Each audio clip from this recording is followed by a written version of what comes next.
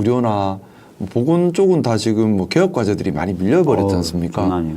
어떤 걸 지금 제일 먼저 바꾸시고 싶으십니까? 궁금해요. 사실은 지금 의료 대란이라는 부분도 해결해야 돼요. 그러니까 전공의하고 의대생들 좀 복귀를 시켜야 됩니다. 그렇지 않고서는 정상적인 의료 인력이 공급이 안 되고 또 특히 이제 그 대학병원들은 전공의 의존도가 높거든요. 그래서 지금 많은 분들이 전공의 복귀 안 해서 발생했던 문제는 어느 정도 해소된 거 아니야라고 생각하시는데 실제는 그렇다기보다는 그 전공의들이 하던 역할까지 많이 떠안고 또 PA라고 부르는 어떤 그런 간호사분들이 좀 떠먹고 이러면서 하중이 점점 강화되고 있고 이분들이 번아웃 될 수도 있는 상황이에요. 그래서 번아웃이 되면 이제 예를 들어서 이제 교수 전문의들은 사직을 많이 하겠죠.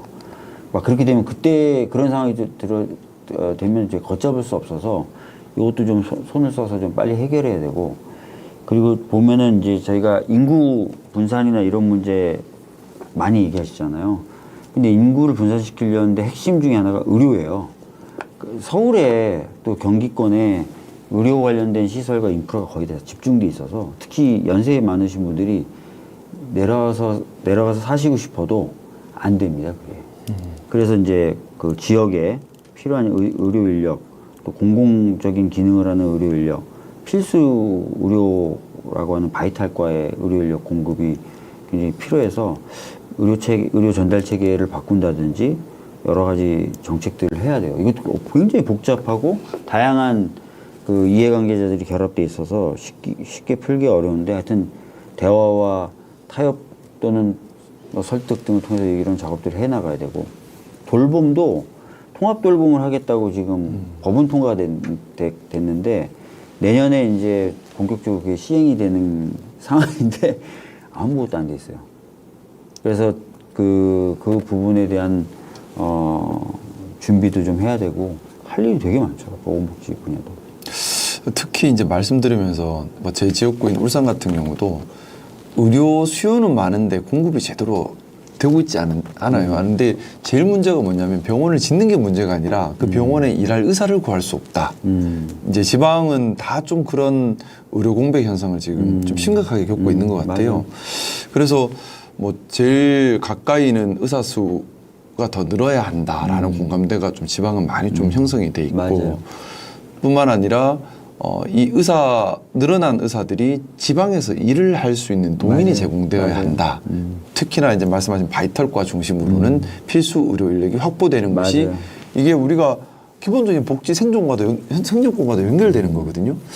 근데 그게 정말 풀기 어려운 문제일 것 같은데 그 숙제를 이제 피할 수 없이 안아버리신 것 같아요. 아니 여당이 됐고 우리 정부니까 이제 그 문제를 풀어야 되는데 해법은 좀 다를 수 있어요. 윤석열 정부 때는 숫자를 일단 많이 늘려서 의사를 배출하면 이제 낙수 효과처럼 일부 의사는 지역으로 갈 수밖에 없을 거고 일부 의사는 필수과를 갈 수밖에 없을 일종의 거고 무식하게 밀어붙이는 방식이네요. 이렇게 얘기했는데 사실은 의사 숫자를 배출 숫자를 늘리면 뭐 그런 효과가 나올 수는 있겠지만 검증된 바는 없어요. 그리고 그게 보장되지도 않아요. 직접 연결되지도 않아요. 의사 숫자를 많이 배출하면 당연히 바이탈과에 갈 것이다.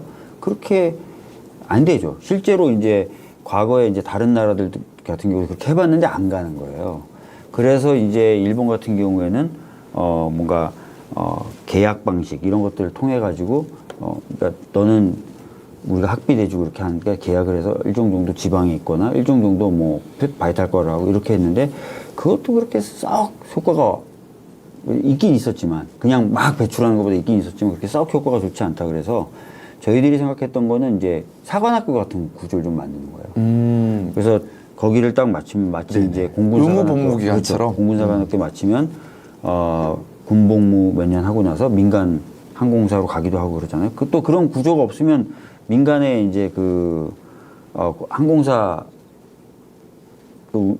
비행기 조종하시는 분들이 안 가니까 하여튼 근데 그래서 의료사관학교 같은 경우를 만들어서 거기를 졸업하시는 분들은 일정 정도는 뭐 지역이든 바이탈과를 복무하시고 나서 그 기간이 지나면 이제 본인이 선택하는 바로 좀 가실 수 있는 구조를 좀 만들어보자. 사관학교 같은 시스템을 만들자. 뭐 이런 게 저희들 공약 사항이었는데 요걸 이제 차근차근 좀 준비해서 해야죠.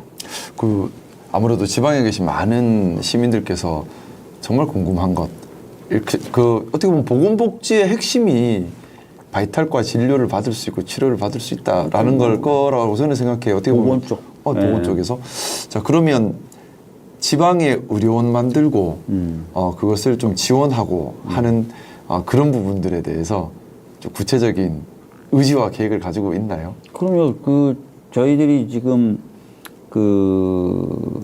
이제 의료 인력 수급 추계 기구라는 거를 만드는 법을 통과시켰지 않습니까? 아무래도 그러면 그렇게 될 것 같아요. 그러면은 그 추계 기구는 필요한 의사들의 어떤 총정원뿐만 아니라 지역별로 부족한 의사 숫자, 진료 분야별로 부족한 의사 숫자들을 뽑아내는 기구로 저희가 설계를 해놨거든요. 그럼 그 기구가 정상적으로 작동하면 어느 지역에 또는 어떤 분야에 의사가 부족하다는 게 나올 거고, 그러면 그 지역에 또는 그 분야의 의사를 보내기 위해서 지방대학의 어떤 의대를 신설한다든지 또는 기존에 있는 지방의대의 규모를 좀 키운다든지 아니면 아예 몇몇 공공의료사관학교를 만들어서 육성한다든지 이런 청사진이 나올 거고, 그럼 그 청사진에 맞춰서 이제 투자와 재정적인 지원 등을 해가지고 만들어 나갈 거고요.